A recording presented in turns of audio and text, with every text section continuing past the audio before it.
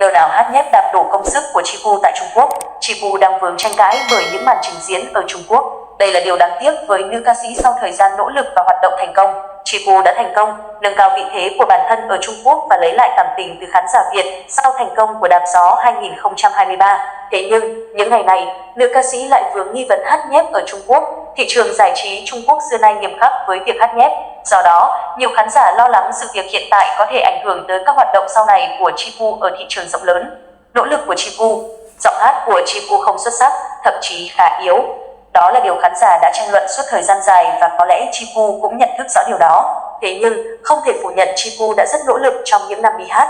Nỗ lực tập luyện để cải thiện giọng hát và nỗ lực bù đắp những thiếu sót bằng vũ đạo chỉnh chu, ý tưởng sáng tạo, mới lạ, sân khấu được đầu tư. Điều đó đã được Chipu thể hiện rất rõ ở Đạp Gió 2023, chương trình đình đám Trung Quốc. Đến chương trình với tâm thế người mới, thậm chí rất ít người biết tới tại Trung Quốc, Chipu không được kỳ vọng nhiều.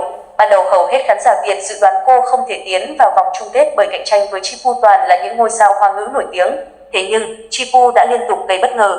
Từ màn giật váy ở vòng diễn đầu tiên tới khoảnh khắc đu dây, nhào lộn trên cao, Chipu chứng tỏ bản thân luôn đầu tư 100% năng lượng và nhiệt huyết cho mỗi tiết mục như thế. Đó là lần cuối được diễn ở sân khấu Đạp Gió. Nữ ca sĩ sáng sân khấu từ ngoại hình tới kỹ năng trình diễn.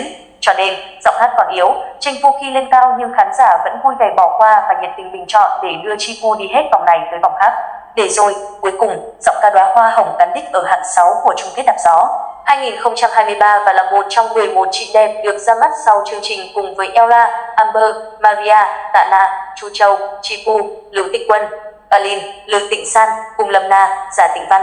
Những tranh cãi không đáng có. Thành công ở Đạp Gió gần như đã đưa Chipu sang một trang mới trong chặng đường ca hát. Sự nghiệp của cô rộng mở, có lượng fan đông đảo và liên tục tham gia các chương trình giải trí, truyền hình lớn ở Trung Quốc. Tại Việt Nam, Chipu cũng dần được ghi nhận. Khán giả đã thay đổi quan điểm về Chipu sau thời gian dài vẫn định kiến về giọng hát yếu và những lần hát chênh phô của cô. Đáng tiếc, giữa thời điểm sự nghiệp thăng tiến rõ ràng, Chipu lại vướng tranh cãi hát nhép. Đây cũng là lý do đã khiến Chipu trước đó nhiều lần bị chỉ trích tại Việt Nam. Cũng vì quá nhiều lần gây tranh cãi bởi cùng một lý do là giọng hát nên sau suốt nhiều năm, Chipu vẫn chưa được một bộ phận khán giả công nhận là ca sĩ.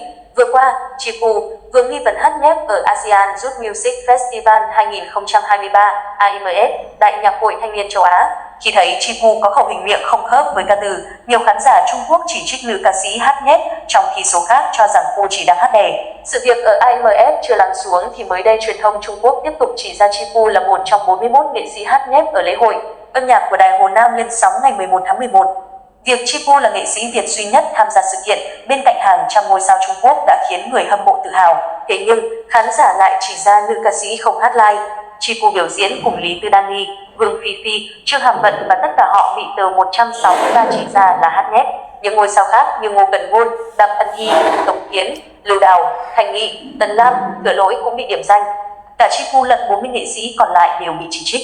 Trong khi đó, Lâm Chí Dĩnh, Chu Hoa Kiện, Hoàng ỷ San, bộ đôi Phượng Hoàng truyền kỳ, Châu Thâm, Hoa Thần Vũ được đánh giá cao khi hát live.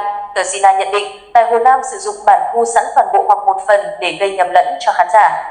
Việc xác định đâu là hát thật, đâu là nhép trở nên rất khó khăn. Tuy nhiên, một số blogger chuyên nghiệp đã nhìn ra manh mối và liệt kê chi tiết danh sách ca sĩ hát thật hay nhép trong đêm nhạc. Nếu không đủ trình độ biểu diễn trên sân khấu thì nên nhường cơ hội cho ca sĩ có năng lực. Việc chiếm dụng nguồn lực như vậy là không nên, Sina nhấn mạnh. Lý Tư Danny, Vương Phi Phi, Trương Hàm Vận và Chipu biểu diễn mở đầu. Là người mở màn nên họ chọn hát nhép để ổn định, nhưng suy cho cùng họ đều là những người đã có kinh nghiệm ở chị đẹp Đạp Gió dễ sóng.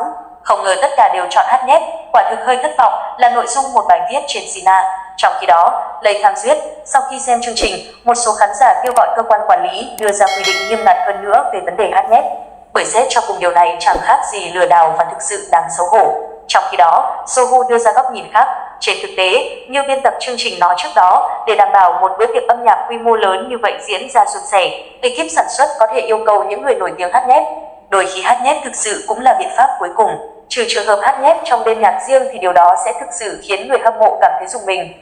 Cảm ơn các bạn đã xem hết tin. Chúc các bạn một ngày vui vẻ hạnh phúc. Đừng quên đăng ký kênh để cập nhật những thông tin mới nhất. Xin chào và hẹn gặp lại.